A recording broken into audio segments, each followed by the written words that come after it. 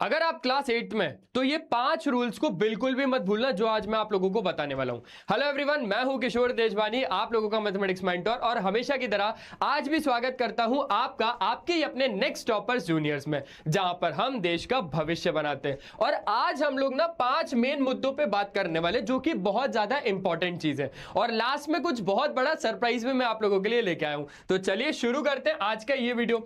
सबसे पहले तो अगर आप लोग क्लास 8 में है ना, तो कुछ बातों को आप लोगों को बहुत ज्यादा अच्छे तरीके से ध्यान रखना है। अब वो बातें कौन कौन सी हैं भाई साहब, चलिए आइए देख लेते हैं एक बार। वो बातें हैं आप लोगों की, सबसे पहले रूल नंबर 1। अब ये जो रूल नंबर 1 है, इसमें होने क्या वाला है, इसमें हम लोग करने क्या वाले हैं, तो यार जो रूल नंबर 1 है ना, वो है आप लोगों का साइन रूल, जो कि इंटीजर्स पर बेस्ड है। अब ये साइन रूल क्या होता है, देखो मैथ्स की कोई भी प्रॉब्लम को अगर आप सॉल्व करते हो ना, तो सबसे ज्यादा इंपॉर्टेंट होता है ये साइन रूल। भाई अगर माइनस प्लस माइनस है तो उसको माइनस लिखना पड़ेगा, है ना। बहुत सारे बच्चे ऐसे होते हैं कि साइन लगाना ही भूल जाते हैं। जैसे आप लोगों को पता होना चाहिए कि प्लस और प्लस कितना होता है, प्लस प्लस प्लस होता है, माइनस माइनस कितना होता है, माइनस माइनस भी प्लस होता है, और प्लस माइनस कितना होता है, माइनस होता है। और इसी का एक और दोस्त है जो कि माइनस इंटू प्लस, तो माइनस इंटू प्लस कितना होगा सर, वो भी माइनस ही होगा। सिंपल सी बात है। चलो अब आ जाओ इसी के ऊपर कुछ एग्जांपल्स को देख लेते हैं। जैसे यहां पर क्या बोल के रखा है, -3 इंटू -4। आपको इन दोनों का प्रोडक्ट करना है। इसका प्रोडक्ट क्या होगा, 3 4 जा कर दो, कितना हो गया 12, और माइनस माइनस कितना हो जाएगा, प्लस हो जाएगा। तो इसका साइन लगाओ चाहे ना लगाओ, बात एक ही है। अब ये अगला क्वेश्चन देख लो, देखो 5 2 जा कितना हो जाएगा, 10 हो जाएगा, लेकिन माइनस प्लस कितना हो जाएगा, माइनस हो जाएगा, तो -10 इसका राइट आंसर है। समझ में आ गया। चलो अब आगे और बढ़ते हैं। सेकंड रूल है बोर्ड मास। कोई भी क्वेश्चन को या कोई भी इक्वेशन को अगर आपको सॉल्व करना है ना, तो सबसे ज्यादा इंपॉर्टेंट होता है ये बोर्ड मास। बोर्ड मास का मतलब क्या होता है, देखो बोर्ड मास का मतलब होता है कि सबसे पहले आपको डील करना है ब्रैकेट्स के साथ, ठीक है। ब्रैकेट को पहले सॉल्व करना है। दूसरा क्या होता है, दूसरा होता है भाई साहब ऑर्डर, कि किस ऑर्डर में वो लोग अरेंज है। तीसरा होता है आपके पास डिवीजन, की सबसे पहले आपको प्रायोरिटी मल्टीप्लिकेशन, डिवीजन, सब्सट्रैक्शन या एडिशन में किसको देनी है, तो डिवीजन को देनी है। उसके बाद आप लोगों को मल्टीप्लिकेशन को देनी है, उसके बाद आपको एडिशन को देनी है, उसके बाद लास्ट में आप लोगों को सब्सट्रैक्शन को देनी है। चलो अब इसी के ऊपर अगर कुछ क्वेश्चंस नहीं है तो कुछ क्वेश्चंस को देख लेते हैं। सबसे पहले अगर आप लोग यहां पर ऑब्जर्व करोगे एक चीज, ठीक है, तो एक क्वेश्चन आपके पास है 8 + 2 × 5। सिंपल सी बात है कि यहां पर अब हम इसको कैसे सॉल्व करेंगे। देखो ब्रैकेट तो कहीं लगा नहीं है, ऑर्डर कुछ है नहीं, डिवीजन यहां पर है नहीं, तो सबसे पहले हम लोग क्या करेंगे, मल्टीप्लिकेशन करेंगे। कुछ बच्चे इसी क्वेश्चन को कैसे सॉल्व करेंगे कि पहले वो 8 + 2 कर देंगे, बाद में 5 से मल्टीप्लाई करवाएंगे। तो 8 + 2 कितना हो गया, 10 हो गया, 10 × 5 कितना हो गया, 50 हो गया, ठीक है। एक बच्चे का आंसर तो ये आएगा। और जो दूसरा बच्चा है जिसने बोर्ड मास पढ़ा हुआ है, वो कैसे सॉल्व करेगा, वो उसको ऐसे सॉल्व करेगा कि 8 प्लस, सबसे पहले वो ब्रैकेट को सॉल्व करेगा, यानी सबसे पहले वो मल्टीप्लिकेशन को सॉल्व करेगा, मल्टीप्लिकेशन करवाएगा। 5 2 जा कितना हो गया, 10 हो गया, तो 8 और 10 कितना हो गया भाई साहब, वो तो 18 हो गया। देख रहे हो, दो आंसर है, दो आंसर है। पहले प्लस करवाया, बाद में मल्टीप्लाई किया, और पहले मल्टीप्लाई किया, बाद में प्लस करवाया। तो कौन सा करेक्ट है, कौन सा करेक्ट है, क्या लगता है, ये वाला करेक्ट है, ठीक है, ये वाला करेक्ट है। चलो अब नेक्स्ट और देख लेते हैं, कुछ रूल्स की और बात कर लेते हैं। अब रूल नंबर 3 है कि फ्रैक्शंस में जो एडिशन होता है, या फ्रैक्शन में जो सब्सट्रैक्शन होता है, या मल्टीप्लिकेशन होता है, या डिवीजन होता है, वो भी सबसे ज्यादा इंपॉर्टेंट है। जैसे समझना, मेरे पास एक एग्जांपल है 1/2 + 1/3। अब इन दोनों को कैसे मैं ऐड करूं भाई साहब, 1/2 + 1/3। तो आप लोगों को क्या करना है, आप लोगों को 2 और 3 का एलसीएम निकालना है। एलसीएम का क्या मतलब होता है, एलसीएम का मतलब होता है लोएस्ट कॉमन मल्टीपल, है ना, लीस्ट कॉमन मल्टीपल भी आप लोग इसको बोल सकते हो। चलो तो अब सबसे पहले आपने क्या करा, आपने यहां पर 2 3 जा, देखो 2 और 3 का एलसीएम निकाला, 2 और 3 का एलसीएम निकाला। तो यहां पर 6 क्यों लिख दिया, क्योंकि वो उसका एलसीएम है। देखना 2 1 जा 2 और एज इट इज 3 को उतार दिया। फिर यहां पर कितना आ जाएगा, 3 1 जा 3 आ जाएगा। अगर आप देखोगे 2 और 3 ये क्या होंगे, जब आप इनका मल्टीप्लाई करवाओगे, यानी जब आप इनका प्रोडक्ट करोगे, तभी तो आप लोगों को एलसीएम मिलेगा। 2 3 जा कितना हो जाएगा, 6 हो जाएगा, यानी इन दोनों के डिनोमिनेटर में कितना आ जाएगा, 6 आ जाएगा। अब नेक्स्ट स्टेप क्या होता है, 2 में ऐसा क्या मल्टीप्लाई करूं कि 6 आए, तो 2 3 जा 6, उसी 3 को आपको न्यूमरेटर में मल्टीप्लाई करना होता है, तो 3 1 जा 3।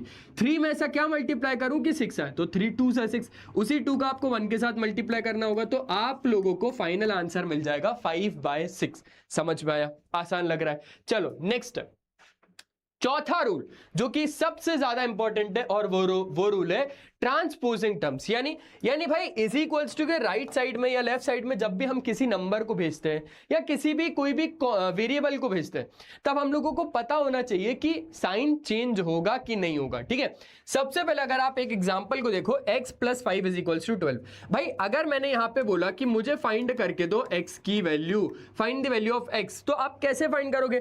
x को अकेला छोड़ोगे, 5 को आप राइट साइड पहुंचाओगे, तो प्लस का 5 है, जब राइट साइड जाएगा तो किसका हो जाएगा? माइनस का 5 हो जाएगा। तो x बराबर कितना हो जाएगा? 12 - 5 हो जाएगा, यानी x की कितनी वैल्यू आ जाएगी? 7 आ जाएगी। क्या ये बात आप लोगों को अच्छे तरीके से समझ में आई? क्या ये बात आप लोगों को अच्छे तरीके से समझ में आई? अब अगर मैंने आप लोगों को एक क्वेश्चन और दिया, 4x, समझना 4x = 12, ठीक है। अब अगर मैंने बोला x की वैल्यू निकाल के दो, तो अब इस केस में ऐसा नहीं होगा कि अगर आप x को अकेला छोड़ रहे हो तो ये 12 4 मल्टीप्लाई में इज इक्वल्स टू के साइड जाएगा, डिवाइड में हो जाएगा, लेकिन माइनस का हो जाएगा। ऐसा नहीं होगा, मल्टीप्लिकेशन के केस में ऐसा नहीं होगा।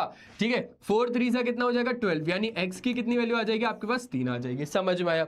अब इसी से रिलेटेड एक क्वेश्चन मेरे को आप लोग कमेंट सेक्शन में आंसर देना कि इधर आप लोगों को कितना आंसर मिल रहा है। चलो एग्जाम्पल, और रूल नंबर 5 काफी ज्यादा इंपॉर्टेंट, क्योंकि ये आखिरी रूल भी हमारे लिए। ठीक है, तो यूनिट्स और कन्वर्जन के अवेयरनेस आप लोगों को पता होने चाहिए। जैसे देखो, अगर मैंने आप लोगों को बोला एक एग्जांपल कि भाई 1 किलोमीटर में कितना मीटर होता है, तो आप लोगों ने बोला सर 1 किलोमीटर में 1000 मीटर होता है। ये जो यूनिट्स है ना, वो आप लोगों को भूलना नहीं है।